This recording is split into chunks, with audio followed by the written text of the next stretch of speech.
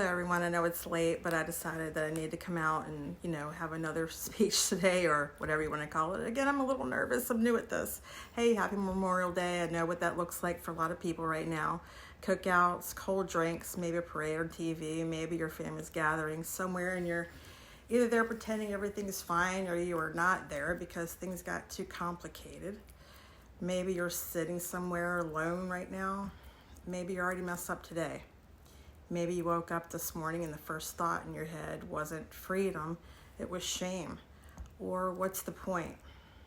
Or here we go again. And I'm not here to tell you to fake it, but I am here to tell you something that I need you to actually hear. Not just scroll past, not just nod at and keep moving. Today is not just another Monday. Before you roll your eyes at that, just stay with me for a minute. Because I think something is happening right now in your life that you almost missed, and I don't want you to miss it.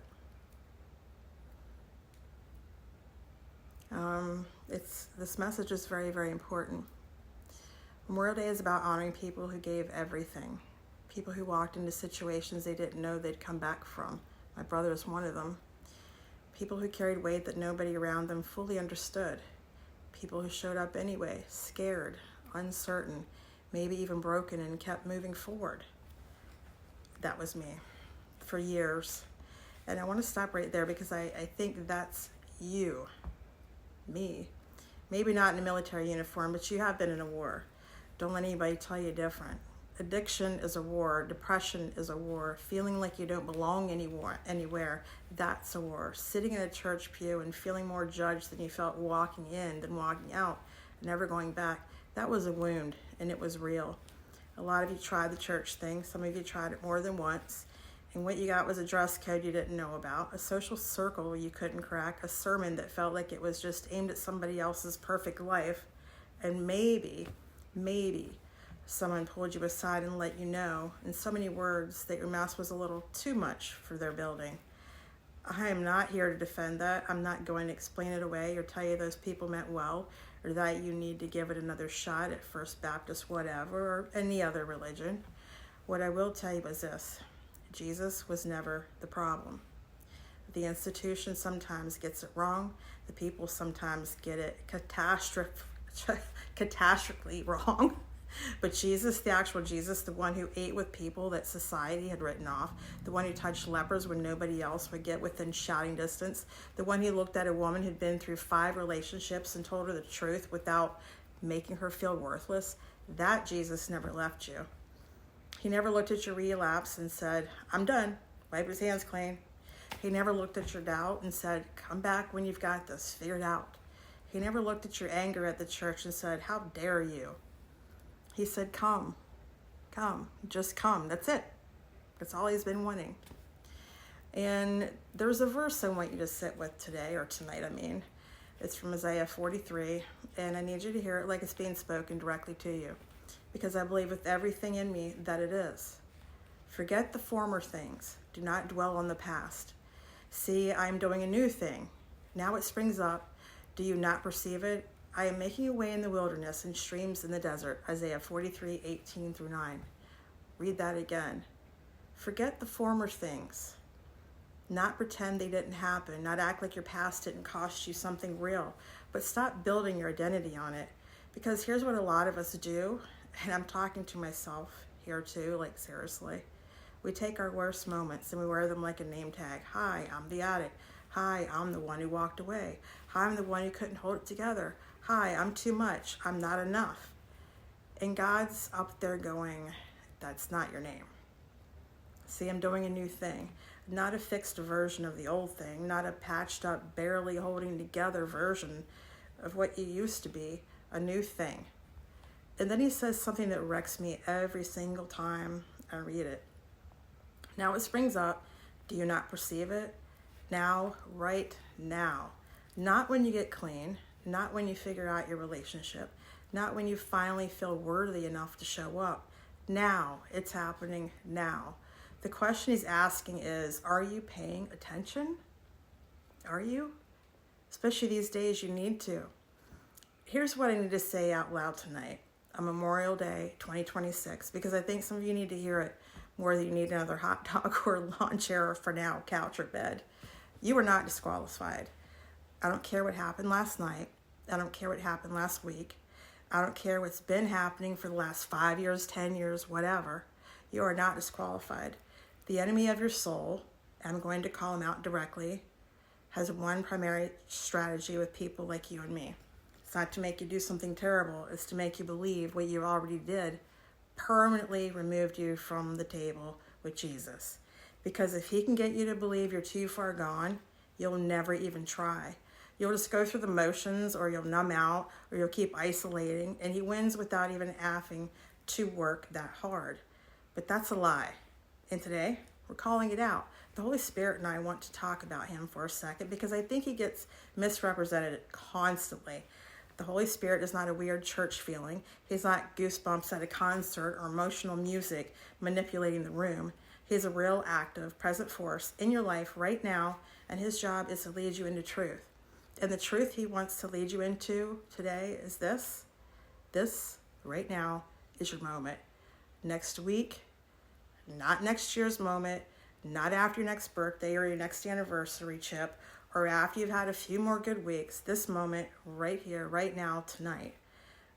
I want you to think about something, every single breakthrough you've ever seen in your life. Every time something actually shifted. It started with a moment where you decided something was different, where you stopped waiting for a sign and became the sign, where you stopped asking if things could change and started acting like they already were. That moment is available to you tonight. Not because Memorial Day is magic, not because I said some special words, but because Jesus Christ is the same yesterday, today, and forever. And that means his grace is not on a schedule. It is available 2 a.m. or 2 p.m. in the afternoon on a holiday Monday when you're in the living room trying to figure out if any of this is real. It's real, I promise. And the fact that you're still here after everything you've been through, after everything you've survived, after all the nights you didn't think you'd make it to the morning, that's not an accident. That's not luck. That is the fingerprint of a God who refused to let you go, even when you let go of him. You're breathing. You showed up tonight.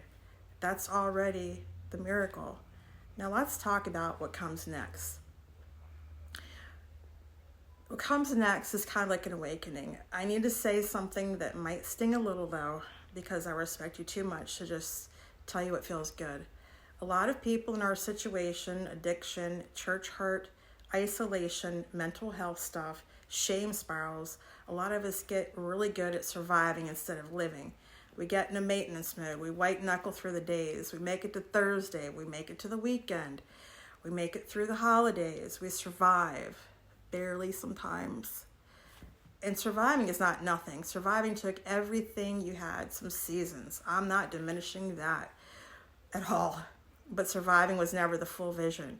Jesus said, I came that they may have life and have it to the full. Not surviving, not just using, not just relapsing, not just not relapsing, not just staying sober enough to function life to the full. That's the invitation. It's not sitting around waiting for you in some vague future.